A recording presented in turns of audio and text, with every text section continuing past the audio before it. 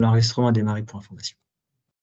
Donc après la présentation, nous allons vous envoyer un lien envoyant vers la présentation et également une présentation, la présentation en format PDF. Avant de commencer la présentation, avec Nathan, je voulais simplement vous faire un bref rappel sur les différents pôles de produits que nous distribuons chez Ozim. Donc, comme vous le savez, nous avons différents pôles, allant de la biologie moléculaire à la biologie cellulaire, en passant par l'instrumentation, avec un pôle de préparation d'échantillons, pour tous les produits, pour tout ce qui est PCR, qPCR, NGS, et également l'instrumentation qui va avec, comme par exemple les thermocycleurs, des produits de culture et analyse cellulaire, également des anticorps pour l'immunohistochimie, entre autres, les Western blot, également des produits pour la cytométrie et les ELISA. Aujourd'hui, nous allons plus particulièrement nous focaliser sur l'analyse fonctionnelle et notamment la transfection avec Nathan qui va nous faire la présentation sur les solutions que nous proposons sur la transfection in vivo. Voilà, je laisse la main maintenant à Nathan. Bonjour à toutes et bonjour à tous. Donc, comme vous l'a dit Tafsir, merci beaucoup pour votre présence et pour votre intérêt dans ce webinaire. Merci à toi Tafsir et à Ozim pour l'organisation de ce webinaire également. Comme l'a dit Tafsir, je m'appelle Nathan Chaboch. Je travaille chez Polyplus Transfection depuis 2 ans et je fais partie de l'équipe du support scientifique. Et donc aujourd'hui, je suis ravi du coup de vous présenter nos solutions non virales dédiées à la transfection in vivo. Et comme on le verra, c'est particulièrement axé sur notre tout nouveau réactif dédié à la transfection in vivo d'ARN messager. Alors, donc tout d'abord, j'aimerais vous introduire brièvement l'entreprise, donc Polyplus. C'est une entreprise française de biotechnologie qui a été fondée en 2001 à Strasbourg. Donc on a maintenant plus de 20 ans d'expertise, 22 ans pour être précis, en recherche et développement de réactifs de transfection. Et cette expertise nous a permis et nous permet encore d'offrir différentes solutions innovantes, que ce soit du coup pour des activités des applications de bioproduction, donc de bioproduction de vecteurs viraux par exemple, utiles à la thérapie cellulaire et la thérapie génique, également la bioproduction d'anticorps monoclonaux, de protéines recombinantes, ou encore du coup des réactifs entièrement dédiés à l'administration d'acides nucléiques in vivo directement. Donc, c'est de ce dont nous allons parler aujourd'hui. Donc, que ce soit des acides nucléiques tels que de l'ADN ou de l'ARN messager, on le verra plus tard. Et nous avons également des gammes de produits plutôt dédiés à la recherche et à la preuve de concept in vitro, donc pour faire de la science de la vie ou bien de la recherche afin de développer des médicaments. Nous sommes également fiers d'avoir été la première société à développer des réactifs de transfection au grade GMP, donc GMP pour Good Manufacturing Practices en anglais, et donc ce qui revient au BPF en français, donc les bonnes pratiques de fabrication. Et sur ce même sujet, nous avons fait l'acquisition de BioElpida en décembre dernier, donc une société lyonnaise, ce qui nous permet de pouvoir maintenant réaliser en interne toutes les étapes de fill and finish, donc de remplissage et fin de formulation de nos réactifs de transfection au grade GMP. Par ailleurs, donc nous, dans une démarche de soutien et d'accompagnement de nos clients, nous avons une équipe de support scientifique à disposition, dont je fais partie. Donc une grosse partie de l'équipe est localisée en France, mais nous avons également des collègues directement sur le terrain aux États-Unis, en Chine et en Corée. Et enfin, gage de qualité, nous sommes certifiés ISO 9001 depuis 21 ans, donc depuis 2002 maintenant. Donc, comme je vous le disais dans la slide précédente, nous avons 20 ans d'expertise en recherche et développement de réactifs de transfection. Donc, comme vous pouvez le voir ici, dès 2001, nous avons lancé le In Vivo Jet PI, donc un polymère cationique dédié à l'administration d'acides nucléiques in vivo.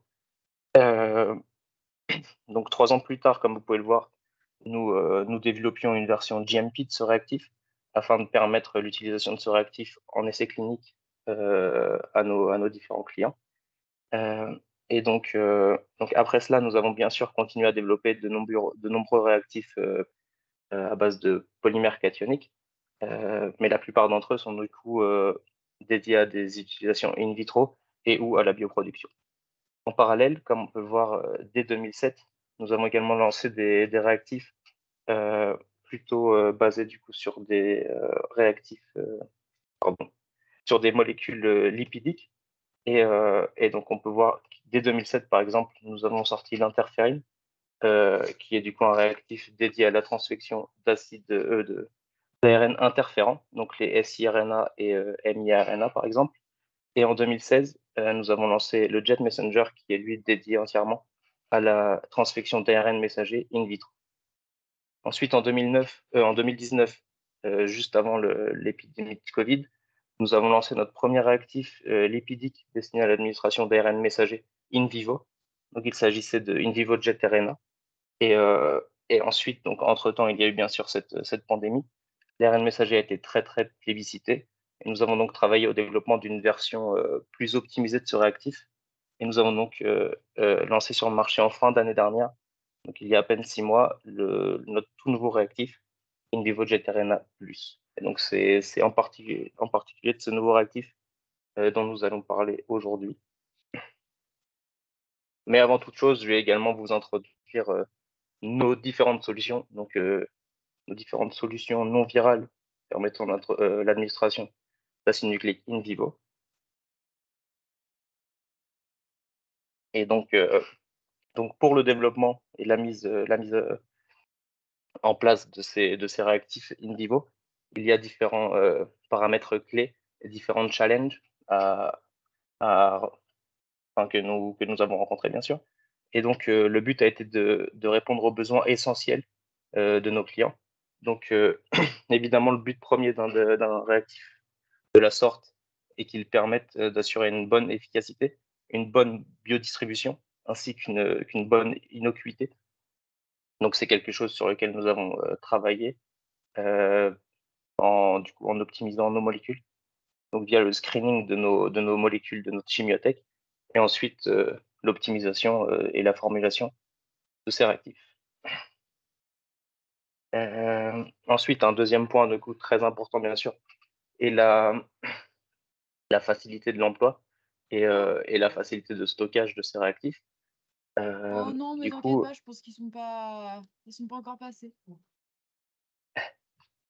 euh, donc le but est bien sûr de proposer des réactifs simples à manipuler et à utiliser. Donc nous sommes tous très au fait de l'importance des lipides nanoparticules, par exemple, ou des LNP, pour le développement et la commercialisation des vaccins ARN messagers Covid. Mais l'une des limitations de ces derniers est bien sûr qu'ils sont relativement compliqués à formuler et également à acheminer et à stocker. Et donc ceci nécessite également des appareils de microfluidique pour la formulation, ainsi qu'une certaine expertise en formulation.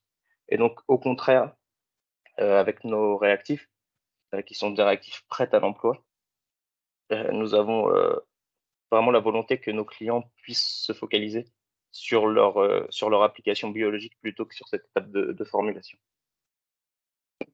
Un troisième point très important a été du coup de garantir un certain niveau de qualité, bien sûr, de nos réactifs, étant donné, particulièrement pour ceux-ci, qui sont directement injectés chez l'animal ou même potentiellement chez l'homme, et aussi de satisfaire du coup les exigences réglementaires.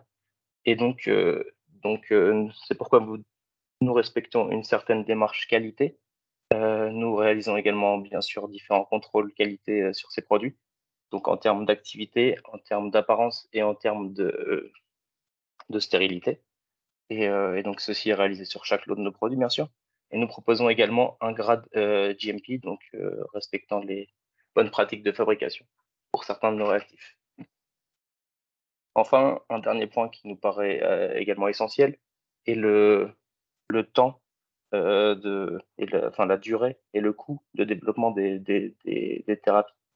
Et donc, nous avons vraiment le souhait de proposer des solutions de transfection adaptées à chaque étape du développement, donc que ça aille de la phase de preuve de concept in vitro, ensuite la phase de preuve de concept in vivo, puis continuer à proposer des réactifs avec un certain grade de qualité, permettant d'aller en préclinique puis en clinique par la suite. Donc voici nos deux solutions destinées du coup à l'administration in vivo. Donc comme vous pouvez le voir à gauche, nous avons InVivo-JetPI qui est un réactif de référence depuis maintenant plus de 20 ans.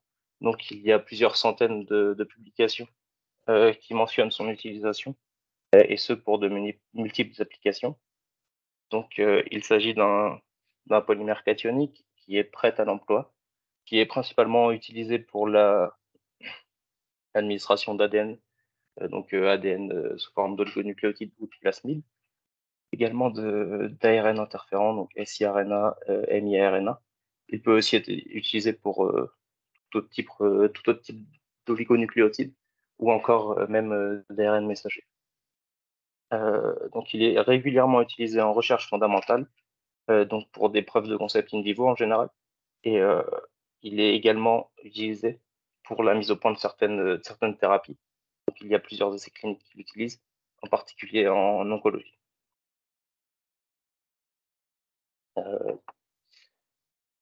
Du point de vue de son tropisme, il est assez universel en réalité. Il permet de délivrer les acides nucléiques au niveau de tous les organes, avec peut-être une particularité comparée au LNP par exemple, de plutôt cibler les poumons, la rate, mais en réalité il va cibler tous les organes, et c'est surtout la voie d'administration qui va définir son tropisme, je dirais.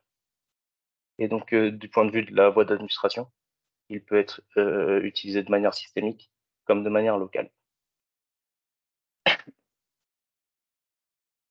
Concernant InVivo-JetRNA+, lui c'est un réactif lipidique, donc contrairement à InVivo-JetPI qui est un polymère cationique. Ici il s'agit d'un réactif lipidique qui est dédié du coup à l'administration d'ARN messager et d'ARN auto-amplifiant, ou saRNA en anglais. Donc c'est également un réactif prêt à l'emploi. Donc quand je dis prêt à l'emploi, il suffit simplement, comme on le verra par la suite, c'est en réalité 2 étapes.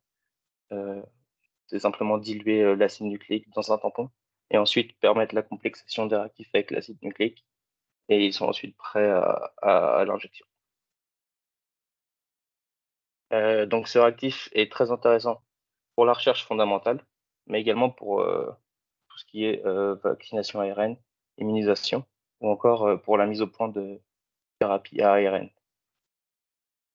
Son tropisme, c'est plus ou moins, c'est assez semblable. Donc c'est un tropisme assez universel. Il ne va pas y avoir de targeting spécifique. Toutefois, pour le coup, il y a quand même, comme pour InVivo-JetPI, une différence avec les LNP, de par en fait cette charge cationique qui va faire que les poumons, la rate, seront un peu plus ciblés que le foie, par exemple. Là où chez les LNP, on va plutôt voir une accumulation dans le foie. Mais on verra ces données un petit peu plus tard. Pour l'administration, donc c'est pareil qu'une BioJetPI, il peut être injecté de manière systémique ou de manière plus locale. Et donc, par exemple, en intramusculaire, comme ça a été le cas pour les vaccins ARN. Donc, ces 2 réactifs sont, comme je l'ai dit, prêts à l'emploi, directement disponibles pour des preuves de concept. Et on peut vous accompagner pour cela. Et pour InVivo-JetPI, ce que je n'ai pas précisé, on a des données de pharmacocinétique et de safety qui sont très bonnes. Donc, de par son utilisation sur les 20 années. Donc, comme je le disais un petit peu plus tôt, l'un de nos objectifs est vraiment de proposer la meilleure solution adaptée et prête à l'emploi pour chaque étape du développement. Donc, c'est de la preuve de concept in vitro à la mise sur le marché, en passant par la preuve de concept in vivo, les études précliniques et les études cliniques. Donc, pour ce qui est de l'ADN ou des ARN interférents, on avait déjà du coup cette solution en place avec l'utilisation de JetPI et ou de JetOptimus ou de l'interférine, en fonction bien sûr du type de cellule et de l'acide nucléique, donc pour les preuves de concept in vitro. Et ensuite, on pouvait passer du coup directement à in vivo JetPI pour la preuve de concept in vivo. On a ensuite un grade un petit peu plus qualité, je dirais, avec plus de contrôle qualité effectué. Et donc, avec le in vivo JetPI préclinique, donc, qui est disponible pour les études précliniques. Et ensuite, on a à disposition un grade de GMP permettant d'aller aux études cliniques et à la commercialisation. Et donc, c'est également ce que nous souhaitons faire avec donc pour l'ARN messager, avec Jet Messenger pour la preuve de concept in vitro, et suivi du coup de in vivo JetRNA+, donc notre nouveau produit, pour la preuve de concept in vivo, ainsi que les études cliniques. Et ensuite, nous sommes également en train de réfléchir au développement d'une version GMP qui sera en fait cela va surtout dépendre de la demande client. Et donc, en fonction des demandes, ce sera quelque chose qui sera envisagé.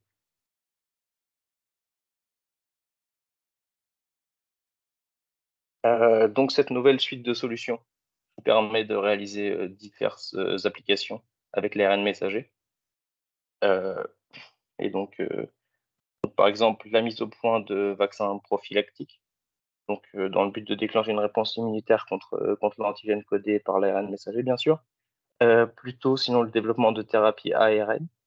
Donc, c'est quelque chose qui est assez répandu en thérapie, en oncologie principalement. Donc, avec un ARN codant, par exemple, pour des protéines suppresseurs de tumeurs, ou bien avec un ARN permettant d'induire une activation des lymphocytes T, par exemple. Et c'est quelque chose également qu'on peut voir pour les maladies rares. Du coup, avec un ARN qui va coder pour des protéines de remplacement, ou encore via la technologie CRISPR. Principalement des knockouts, étant donné que c'est de l'ARN messager. Et c'est également, du coup, bien sûr, utilisé pour tout ce qui est recherche plus fondamentale, je dirais, via l'expression ou l'inhibition via du CRISPR chez les animaux. Donc, je vous ai présenté nos différentes solutions pour l'administration in vivo. Et j'aimerais maintenant, du coup, vous présenter un petit peu plus, de manière un peu plus approfondie, les différentes données que nous avons obtenues avec ce produit et ces différentes caractéristiques. Donc, in vivo JetRNA, d'abord, est un réactif efficace. Donc, sur la figure à gauche, donc la figure A, qui est un gel d'agarose, nous avons démontré qu'il permet d'encapsuler 100% de l'ARN messager. Donc, dans la colonne 1, c'est de l'ARN messager nu. Dans la colonne 2, c'est lorsque l'ARN messager est complexé à notre réactif. Et ensuite, nous avons sur la droite, comme vous pouvez le voir, injecté de l'ARN messager dedans pour la luciférase. Donc en jaune complexé avec notre réactif, et à droite complexé avec un LNP ayant une formulation similaire à celle de Onpatro, qui est un LNP bien connu, qui est beaucoup utilisé et qui est utilisé sur le marché. Donc Onpatro est un traitement disponible sur le marché. Et donc comme on peut le voir, ce que je vous disais avant, c'est que notre actif permet une expression plus intense dans les poumons et dans la rate comparé au LNP. Et par contre, le LNP, lui, va plutôt s'accumuler dans le foie, là où notre réactif a une expression un petit peu inférieure. Et donc, ceci s'explique en particulier par la charge et le lipide cationique de notre liposome, là où le LNP va être, lui, chargé négativement ou avec une charge plus neutre. Donc ici, nous avons également réalisé des expériences de dose-effet, et donc toujours chez la souris, via une injection intraveineuse avec du coup ce même ARN codant pour la luciférase. Donc comme on peut le voir, en injectant différentes quantités d'ARN, on peut voir du coup cet effet dose-réponse, donc ce qui est attendu. Donc c'est également intéressant. Ensuite, du coup, InVivo JetRNA+ est un réactif stable. En effet, comme on peut le voir dans le graphique A, la taille des complexes reste stable pendant 1 mois lorsque les complexes sont conservés à 4 degrés ou à température ambiante. Donc la taille des complexes a été mesurée par DLS, donc par diffusion dynamique de la lumière. Ce après 15 minutes, après 1 semaine, après 2 semaines, après 3 semaines et après 4 semaines. Donc c'est quelque chose d'important étant donné que la taille va également avoir un impact sur l'efficacité, bien sûr, en particulier lors de l'injection in vivo. À droite, donc nous avons testé différentes concentrations d'ARN messager avec notre réactif, afin de s'assurer que ce dernier pouvait être compatible avec des concentrations d'ARN messager assez importantes. Parce qu'il faut savoir que dans les vaccins Covid, par exemple, une concentration en ARN messager la concentration d'ARN messager était d'environ 100 microgrammes par millilitre. Donc nous avons testé ici 50 microgrammes par millilitre, 100 microgrammes par millilitre, 200 microgrammes par millilitre et 300 microgrammes par millilitre. Et donc nous pouvons voir que sur 1 heure, la taille de ces complexes reste relativement stable et surtout compatible avec leur application in vivo. Ici, donc je vous ai parlé de la taille qui est restée stable pendant au moins 1 mois lorsque les complexes étaient conservés à température ambiante et à 4 degrés. Et ici, quelque chose d'encore plus intéressant, c'est qu'on voit que l'activité des complexes reste stable lorsqu'ils sont conservés à 4 degrés, et ce pendant 6 mois. Donc pour ce faire, on a du coup formé les complexes d'ARN messager avec notre réactif. On les a ensuite donc mis soit au frigo, soit à température ambiante. Et chaque mois, nous avons testé leur efficacité sur des cellules CACO2. Et donc nous avons évalué l'activité 24 heures après la transfection. Donc on peut voir que pendant 6 mois, l'activité reste stable lorsque les complexes sont conservés au frigo. In vivo Jet-RNA, donc en plus d'être efficace et stable, permet également de gagner du temps. Donc comme je l'ai déjà répété, il s'agit d'un réactif qui est prêt à l'emploi. Et donc comme illustré sur ce schéma, en fait, il suffit de diluer votre ARN messager dans le tampon qui est fourni avec le produit. Ensuite, on va ajouter le réactif à cette solution d'ARN messager. On va simplement homogénéiser avec 2-3 up and down et on va laisser incuber 15 minutes à température ambiante. Et après ce temps d'incubation, les complexes sont formés et donc le réactif est prêt à injecter à vos animaux. Donc on parle d'un protocole en 2-3 étapes si on compte l'injection, qui ne nécessite aucun appareil ou aucune expertise particulière en formulation. Et donc cela permet bien sûr un gain de temps ainsi qu'un gain d'investissement et d'argent. Et tout ça, enfin bien sûr, tout ça comparé au LNP. Donc comme je l'ai dit tout à l'heure, le produit est également universel. Il va permettre de cibler tous les organes ou les tissus, et ce via les différentes voies d'administration. Enfin, plutôt, il peut être utilisé par différentes voies d'administration, et en fonction de la voie d'administration utilisée, on pourra targeter plus ou moins tel ou tel organe. Donc vous pouvez voir à gauche sur le graphique A une injection en intrapéritonéal. Et donc on voit que lorsque l'on fait une injection en intrapéritonéale, la plupart des organes vont pouvoir exprimer la luciférase. Et parmi ces organes, des organes assez intéressants pour la vaccination par exemple, ils sont représentés en jaune, vont également être ciblés. À droite, c'est une injection en intramusculaire, et donc on voit que lorsque l'on réalise une injection intramusculaire, l'expression de la luciférase va également être intéressante dans le muscle.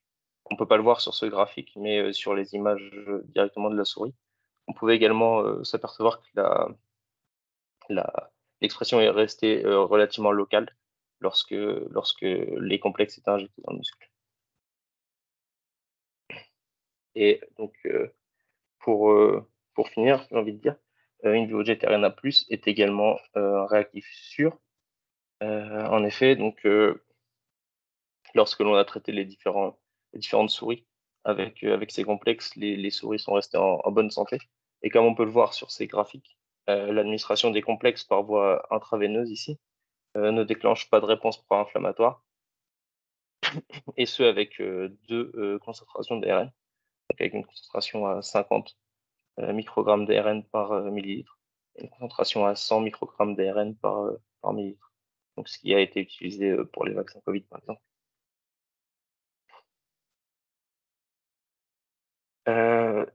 Donc, notre produit InVivoJet RNA+ est donc disponible depuis le mois de novembre dernier, et ce sous forme de tube de 1 millilitre, et fourni du coup, comme je vous le disais, avec son tampon d'ARN de 60 millilitres.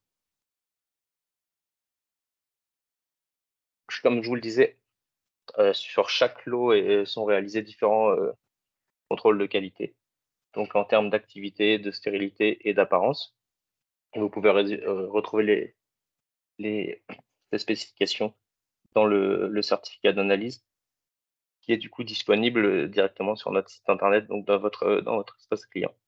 Depuis notre site internet, vous pouvez également retrouver le MSDS en anglais, donc qui est la fiche de données de sécurité, et ainsi que le protocole du produit. Bien sûr, si vous avez toute autre question, le support scientifique est là pour répondre à toutes vos questions.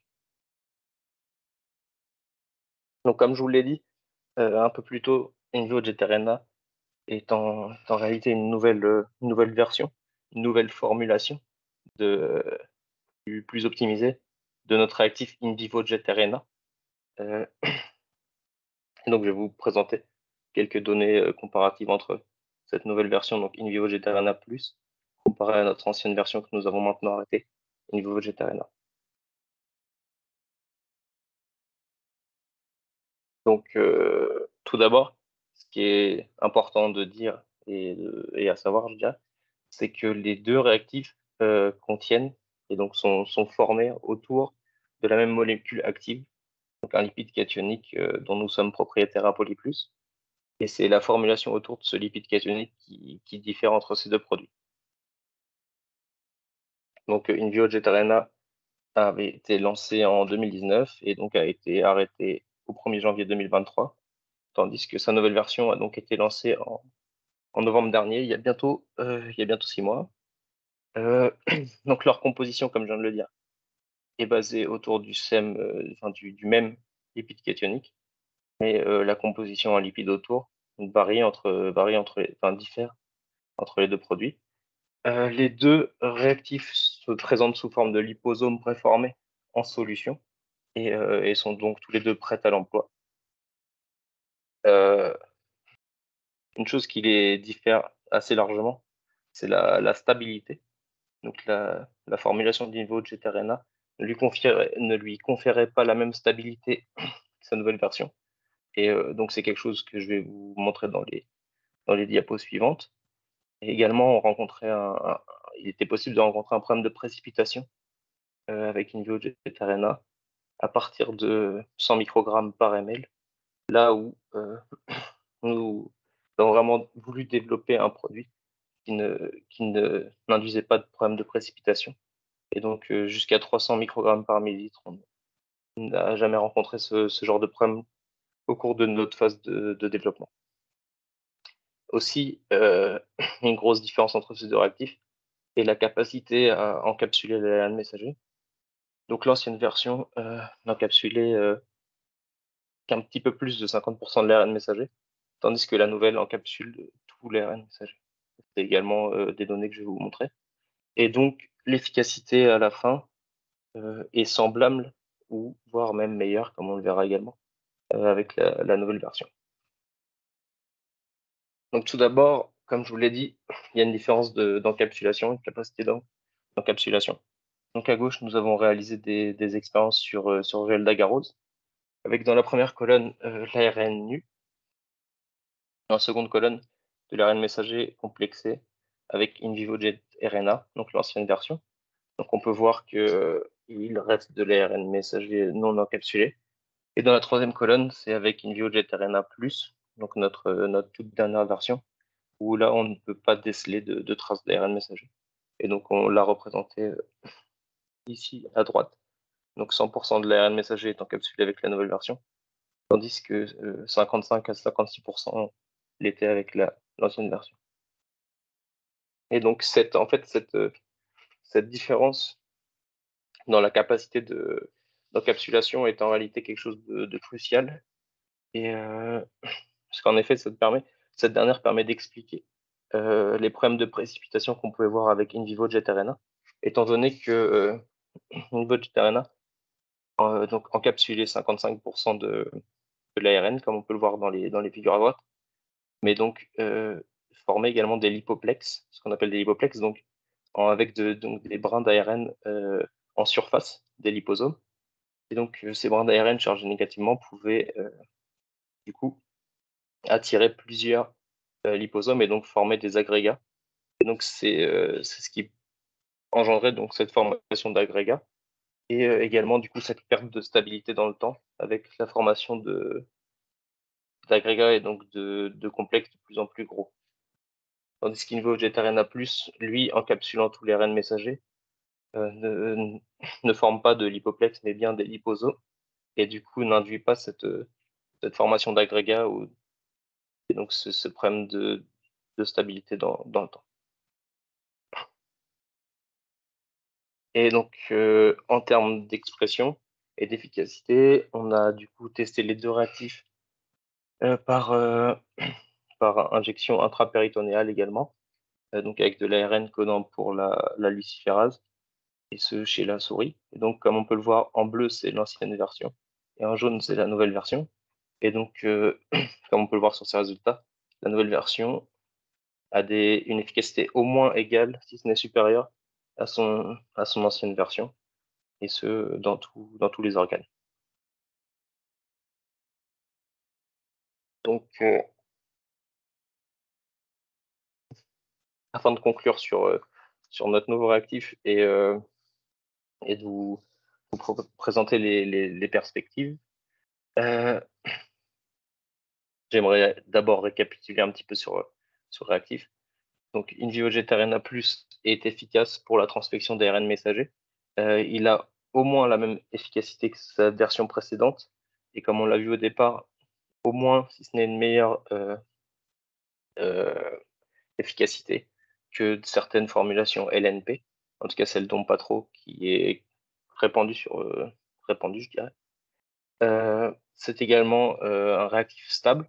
Donc, sa nouvelle formulation permet une meilleure encapsulation de l'ARN messager et, comme on vient de le voir, une très bonne stabilité des complexes, et ce jusqu'à 6 mois en termes d'efficacité, lorsque les complexes sont conservés à 4 degrés.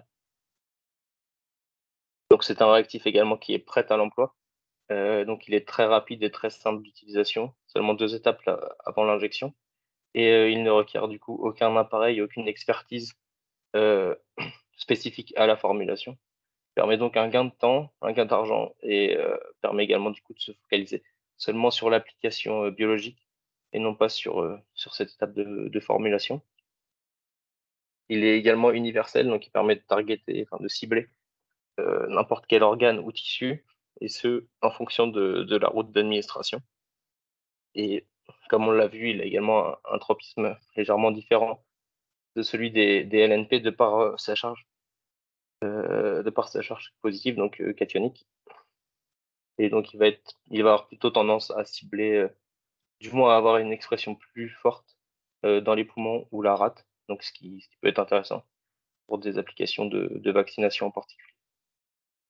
Bien sûr, l'équipe du support scientifique est là pour vous accompagner tout au long de votre développement, que ce soit via le partage de conditions de départ ou n'importe quelle autre suggestion adaptée à votre application. Tout autre support au cours de votre développement. Concernant les perspectives, donc c'est ce que je vous disais, de par ces différentes caractéristiques, InVivo-Jet RNA+ constitue donc la solution parfaite pour toute preuve de concept in vivo, donc chez l'animal, que ce soit pour de la vaccination à ARN messager ou bien pour des thérapies à ARN messager. Si vous développez des lipides nanoparticles, il peut également être un très bon contrôle prêt à l'emploi, donc un contrôle positif. Et comme je vous le disais également, sa version GMP pourrait également voir le jour assez prochainement en fonction du coup de la demande client. Voilà. Et donc, avant que cette présentation, que ce webinaire touche à sa fin, si j'avais que quelques messages à vous faire passer, ce que j'aimerais que vous reteniez, ce serait donc les choses suivantes. Donc d'abord, chez Polyplus, nous avons 20 ans d'expertise en réactifs de transfection. Pour l'administration in vivo, nous avons deux réactifs principaux, donc in vivo JetPI, qui est donc un polymère cationique qui a été largement testé et validé de par la littérature en particulier. Il est disponible prêt à l'emploi. Il est principalement dédié à la transfection d'ADN plasmidique, de ARN interférent, peut également être utilisé pour l'ARN messager. Il est disponible sous différentes gages de qualité, donc RUO, également préclinique et GMP. Et ensuite, nous avons du coup un tout nouveau produit, qui est lui un liposome, également prêt à l'emploi, qui est dédié à l'ARN messager et qui est pour le moment du coup disponible au grade RUO et qui pourrait être développé au grade de GMP dans le futur également. Donc, comme je vous le disais aussi, donc c'est la même slide. Nous proposons des solutions pour chaque étape de votre développement, que ce soit à partir de la preuve de concept in vitro jusqu'à la mise sur le marché. Et donc, cela pour donc in vitro, la preuve de concept in vivo, l'étude préclinique, puis les études cliniques. Et ce pour du coup les différents acides nucléiques de votre choix. Et en parlant du coup des réactifs permettant la preuve de concept in vitro, nous avons un programme d'échantillonnage qui vous permet de tester certains de nos réactifs sous forme d'alico, donc de 100 microlitres, et ce gratuitement. Donc c'est le cas pour Jet Optimus et Jet Prime qui sont par exemple dédiés à l'ADN, pour l'interférine également, qui est dédié lui aux ARN interférents, et également pour Jet Messenger, qui est lui dédié à l'ARN messager in vitro. Et donc ici, pour finir, vous avez les différents contacts, les différents points de contact. Si vous avez quelconque question, donc vous pouvez nous contacter au support de Polyplus, contacter directement mon collègue Younes Boulila, donc, qui est le business manager en charge de la France. Et vous pouvez aussi bien sûr contacter directement nos partenaires de chez Ozim, donc que ce soit Tafsir ou Isabelle. Et vous avez du coup leurs adresses mail présentes ici. Donc merci à tous et à toutes pour votre écoute, et je reste bien sûr disponible pour toute question que vous aurez.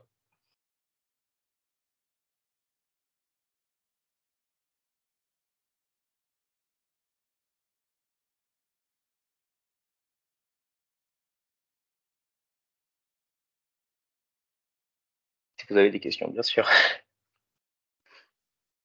Bonjour, je me permets, Emmanuel Wilhelm chez Osé Immunotherapeutics. J'avais mis des questions dans la conversation. Je me demandais, je voyais que vous avez un ratio 2 fois supérieur avec le nouveau produit comparé au précédent. Est-ce que pour les tests de toxicité et cetera, ces ratios-là ont été utilisés? Et pourquoi vous avez dû augmenter en fait le ratio? Oui, alors d'abord merci pour votre question. Alors en effet, c'est le même ratio qui a été utilisé pour toutes les expériences, c'est le ratio que nous recommandons avec ce réactif. Et pourquoi est-ce que nous avons changé ce ratio? C'est simplement sur base de notre nouveau développement et de notre nouveau produit. En changeant la formulation, on s'est rendu compte que et du coup, en réalisant les différentes étapes de screening, que ce ratio donnait de bien meilleurs résultats, tout en conservant une meilleure stabilité dans le temps, et donc pour les complexes. Et donc c'est pour cela que maintenant, avec ce nouveau réactif, cette nouvelle formulation, on recommande un ratio 1-2 microgrammes d'ARN et comparé au microlitre de réactif, en effet. D'accord. Et vous avez fait un comparatif avec, le in vivo JetPEI et ce nouveau réactif, RNA+? Je voulais dire pour Ou l'ARN pour messager. oui, pour l'ARN messager en général? Alors je sais pas, à ma connaissance, on n'a pas fait ce nouveau test, mais il faudrait que je creuse pour savoir si on l'avait fait avec l'ancien réactif, le InVivoJet Terrena, qui du coup lui aussi était dédié à l'ARN messager directement et qui du coup donne de meilleurs résultats que le InVivoJet PI, étant OK, donné que celui-ci donne des résultats similaires ou meilleurs. OK. Bah, je vous remercie. Merci à vous.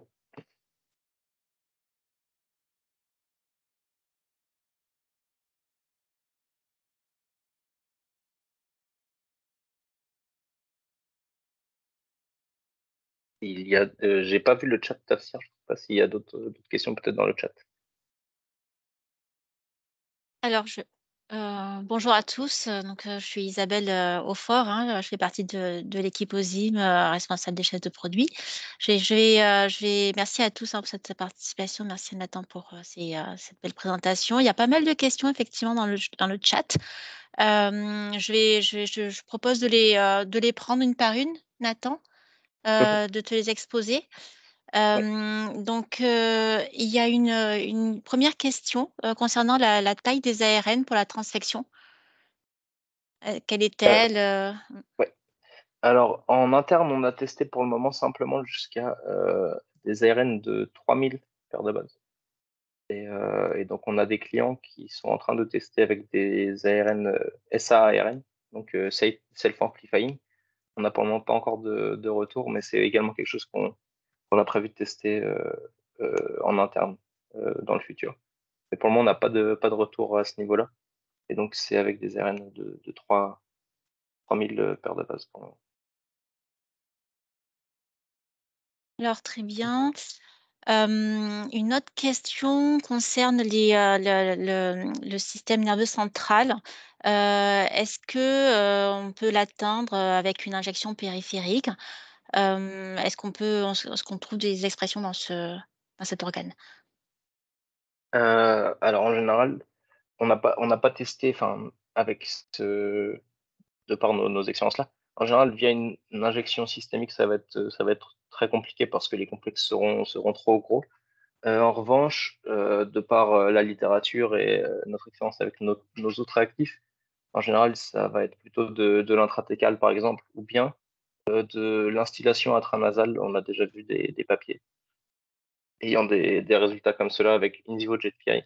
Et donc, on pourrait peut-être estimer que ça pourrait également être le cas avec ce réactif-là, étant donné que la taille des liposomes est sensiblement la même. Très bien. Une autre question concerne la diapo 25. On observe que le ratio est 2 fois supérieur pour la version plus. Est-ce que des tests... Je l'ai posée déjà, je vous remercie. Ah oui, Vous excusez-moi, m'avez je répondu. n'ai pas entendu. Pardon de vous couper. C'est pour vous éviter de Merci. parler pour rien. Parfait, merci. C'était dans l'ordre. Donc, je continue sur la question suivante. Dans tous ces tissus, est-ce que vous connaissez des cellules qui expriment la luciférase? Est-ce que le type cellulaire précisément? Parce que si Alors, j'ai bien compris la question.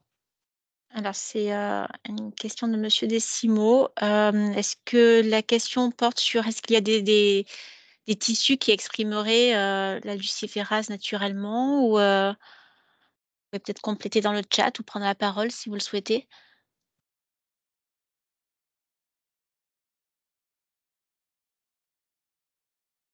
En tout cas, ce que j'ai compris, du coup, c'est est-ce que on sait quel type cellulaire parmi ces tissus et organes exprime la luciférase? On n'a pas réalisé on n'a pas allé aussi loin dans le détail, Ok. malheureusement. Alors, une autre question concerne le comparatif de l'ARN messager in vivo ZPEI versus la version plus. Est-ce que vous avez des datas? Je pense que c'est également la question à laquelle j'ai Ouais. répondu au début. Alors, ensuite, on a une dernière question. Est-ce qu'on a un recul sur les datas externes ou des datas sur l'injection du tissu adipeux blanc sur les souris? Alors, je sais qu'on a des papiers avec InVivo-JetPI, par exemple, dans ce genre de tissu.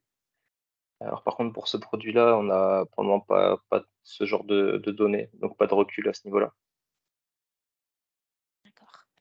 Et donc, je pourrais peut-être revenir vers cette personne après coup par email, en lui proposant du coup les publications et les références que l'on a avec InVivo-JetPI. Très bien.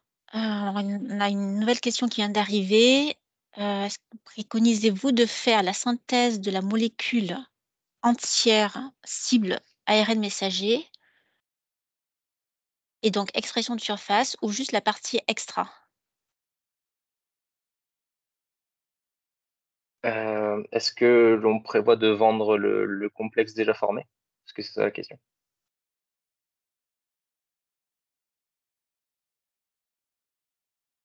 Alors, Si c'est ça la question, en tout cas, c'est pas prévu. Non. On prévoit simplement de vendre les liposomes vides en solution et donc ensuite laisser aux clients le choix de réaliser leurs expériences avec l'ARN messager de leur choix, étant donné que la formulation est assez simple. parfait. Alors, une autre question, quel est le niveau de qualité d'ARN messager qu'il faut?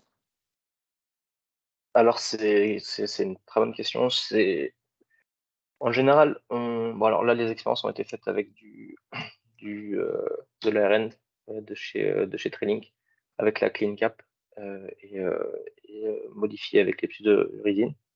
En général, bien sûr, on va plutôt recommander de l'ARN commercial, mais c'est pas impossible d'utiliser de l'ARN transcrit en interne. C'est tout à fait possible. Simplement, on va recommander d'utiliser des méthodes de purification sans sel. Le but étant d'avoir un ARN messager avec le moins de sel possible pour éviter tout problème de précipitation lors de la formation des complexes.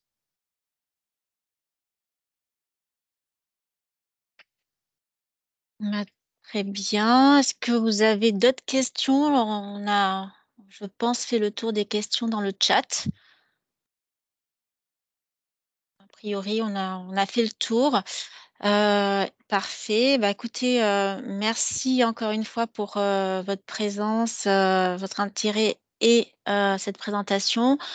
Nous prévoyons de vous transmettre cette présentation. Donc, vous recevrez prochainement cette présentation pour que vous puissiez y retourner si vous le souhaitez. Et on reste tous à votre écoute et à disposition pour des questions complémentaires et vous accompagner sur vos projets. Ah, Exactement. on a une Merci. dernière question. Ouais, C'est dis-moi. quelle société de synthèse d'ARN recommanderiez-vous, si vous en recommandez? En fait, pas de spécifique, mais du coup, en général, on recommande les plus connus parce qu'on a déjà eu des retours où on les a utilisés en interne. Donc, ça peut être par exemple Trilink ou Aldevron. Euh, Il y en a d'autres, mais que là, j'ai perdu. Mais en général, Trilink ou Aldevron, par exemple. Très bien. Donc voilà, n'hésitez pas de toute façon à continuer à nous poser des questions. Nous y répondrons bien volontiers. Cette session s'arrête là. Voilà, je vous remercie tous et passez une bonne journée et à très bientôt. Merci beaucoup. Bonne journée à toutes et tous. Bonne journée, au revoir. Merci, bonne journée.